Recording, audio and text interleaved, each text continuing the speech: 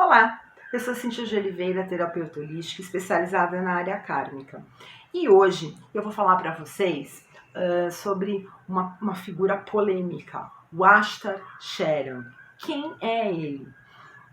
Algumas pessoas já ouviram falar, né? Porque ele é mencionado na oração de 21 dias de Arcanjo Miguel e ao mesmo tempo ele é abominado pelos ufólogos. Eles ficam loucos quando ouvem falar no Ashtar. Bom, em primeiro lugar, a gente tem que deixar claro que Ashtar existe sim. Ele é um pleiadiano e ele é um comandante de uma frota intergaláctica, tá? O que é isso? De vários outros planetas. A primeira comunicação, né, que o Ashtar deu aqui pra gente foi em 1978.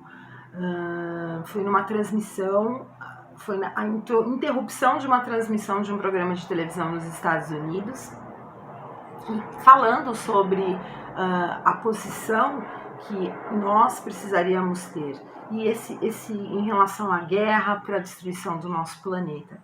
É importante dizer que 1978 era o auge da Guerra Fria entre Estados Unidos e Rússia. Não, na época era a antiga União Soviética, né?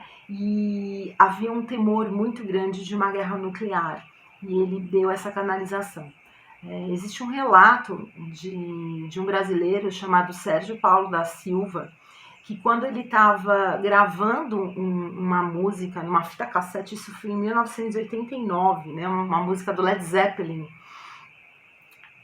Quando ele foi ouvir essa música, havia gravada na fita cassete uma comunicação do Ashtar Sheran. É bem interessante, ele documentou tudo isso, tá tudo documentadinho, né, digitado não, datilografado, né, na máquina de escrever. Ele registrou esse documento em cartório, entregou uma cópia para algumas pessoas e eu tenho na minha página Estrela de Sherman no Facebook, eu coloquei ali a transcrição dessa página, daquilo que foi escrito, tem as páginas, a fotografia das páginas e o áudio também. Se vocês quiserem olhar, dar uma investigada e saber um pouquinho mais, eu vou deixar na descrição do vídeo, eu vou deixar o link da página lá do Facebook do Sherman, para vocês darem uma olhadinha. Ele está presente sim na oração de Miguel Arcanjo, mas é importante a gente deixar claro que essa oração é uma oração nova, então na realidade ela funciona como um decreto, tá? O planeta Terra é um dos poucos planetas que possuem um sistema religioso, tá? Todos os outros planetas seguem um código de conduta, um código de ética, tá? E esse código de conduta, a gente tem alguns vestígios dele quando a gente olha para as religiões. Então, quando eu pego as religiões mais antigas, que são a base, basicamente, da nossa civilização, a gente encontra pontos em comum na Torá, no Alcorão, na própria Bíblia. A gente tem que entender que a religião, todas as religiões, foram feitas por pessoas, por seres humanos, e elas foram sendo alteradas, foram sendo manipuladas, distorcidas por essas pessoas em busca de poder, tá? Então, quando a gente pega, por exemplo, a Bíblia, faltam muitos pedaços da Bíblia, ela está incompleta. Se eu pego uma Bíblia de hoje e pego uma Bíblia de 50 anos atrás, ela é diferente, sim, tá? Então, as pessoas, elas vão adaptando na tradução, vão manipulando, colocando as coisas, tira isso, altera aquilo, tá? E o planeta Terra é um dos poucos que tem um sistema religioso. Mas quando a gente pega essas religiões mais antigas, a gente pode reparar que elas têm muitos pontos em comum. E são esses pontos em comum, tirando as alterações, né, que a gente vai conseguir identificar o que é esse código de conduta que acontece no universo. O Ashtar, ele é um pleiadiano, tá? E qual que é o trabalho dele? Ele trabalha aqui para defender no planeta Terra, né? É uma confederação. Não só o planeta Terra, mas também outros planetas.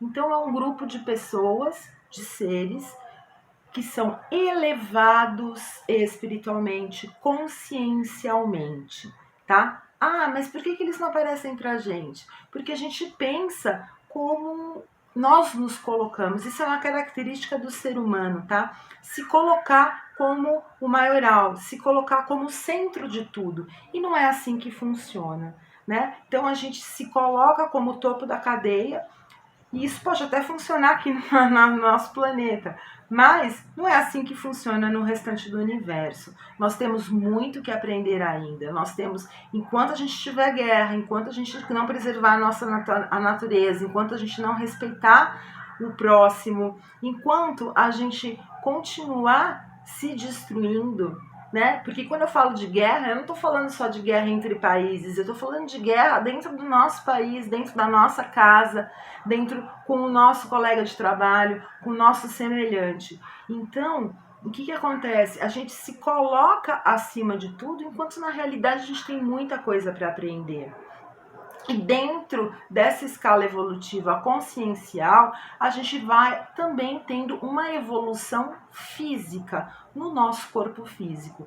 Então, esses seres de outros planetas, eu estou falando dos seres positivos, tá? Dos benevolentes. Os seres negativados ficam para uma outra etapa, para um outro vídeo.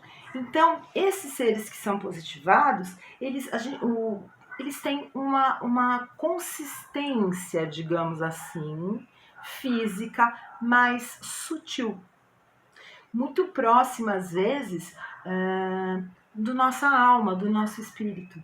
Então, quando as pessoas vão para algum outro planeta, buscam vida inteligente, elas estão buscando uma vida inteligente com uma matéria densa, física, como a nossa.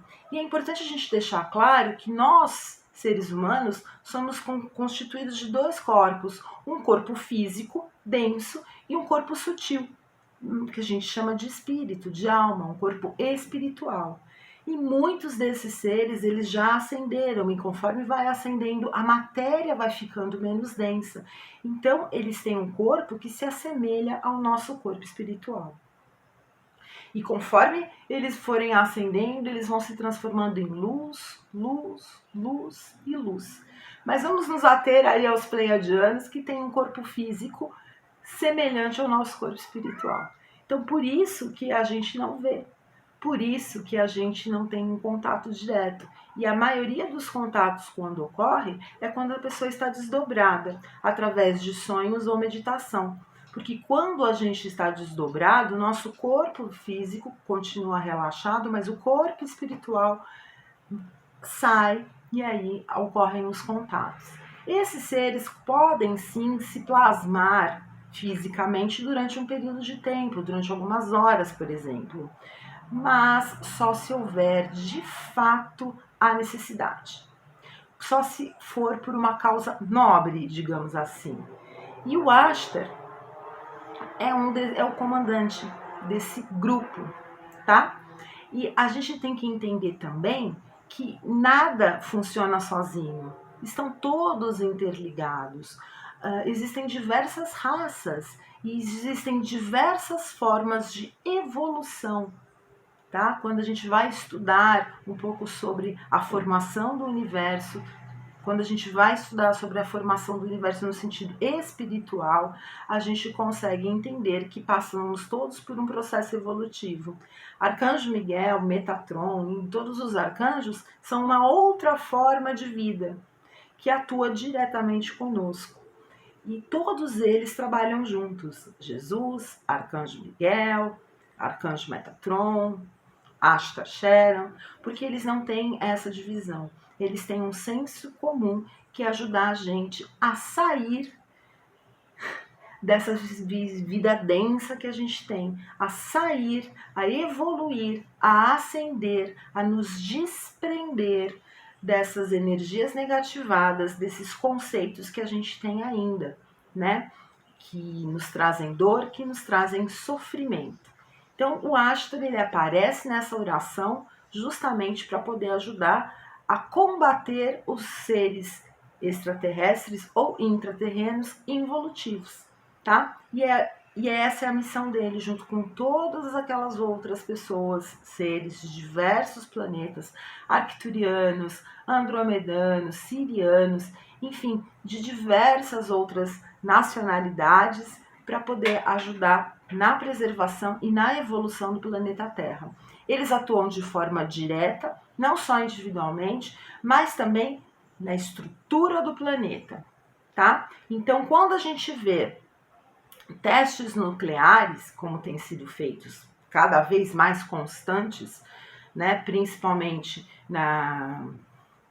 ali na China, na Coreia, no Oriente Médio, no Japão, no Oriente Médio nem tanto, mas na Rússia, enfim, esses países que a gente já sabe como é que funcionam, até mesmo nos Estados Unidos, o teste nuclear, eles utilizam um terreno, mas a quantidade, a capacidade atômica daqueles testes, ela é gigantesca. Um teste nuclear é suficiente para destruir o planeta Terra. E já foram feitos dezenas, centenas de testes nucleares nos últimos anos e recentemente mais ainda. E o nosso planeta está aqui, firme e forte, né? Ninguém nunca parou para pensar nisso. Como é possível? Né? Se eu jogo uma bomba na superfície, ela causa um estrago. Mas na hora que eu enterro, coloco lá no fundo do mar, não faz nada? Não faz nada porque esses seres têm a tecnologia necessária para desativar, para neutralizar os efeitos nucleares, tá? Ah, e por que eles não acabam com a guerra? Eles estão interagindo sim, há relatos, você só procurar na internet, de que quando aparece um teste nuclear, sempre aparece uma nave, um OVNI, tá? Então, eles estão ali neutralizando essas energias. A gente tem que ter consciência que o planeta Terra é nosso e eles estão aqui para nos ajudar. E ajudar é uma coisa, resolver a questão, quem tem que fazer isso somos nós, terráqueos, humanos. A gente não pode delegar a responsabilidade dos nossos erros, das nossas falhas, para uma outra pessoa. Então, eles estão aqui para nos dar apoio. E é isso que eles fazem. É interessante a gente dizer, né, que existem 11 bilhões de integrantes no comando Ashtar Sharon. O planeta Terra tem 8 bilhões de habitantes, eles são 11. Ou seja, tem mais gente, mais seres de outros planetas interessados em nos ajudar do que a quantidade de habitantes aqui na Terra. E o que eles ganham com isso? Entenda que no universo tudo é interligado. Se ocorrer alguma coisa, uma explosão, se houver uma desintegração do nosso planeta, ocorre um desequilíbrio, não só na Via Láctea, mas nas galáxias que estão vizinhas. Então, esse é um dos princípios. E o outro, eles têm uma dívida kármica aí com a gente, tá bom? Mas isso é papo para um outro vídeo. Trazido aí um pouco de luz para vocês. E se tiver alguma dúvida, escreve aí nos comentários. Pode perguntar que eu vou responder todo mundo, tá bom? Beijo de luz, fiquem com Deus.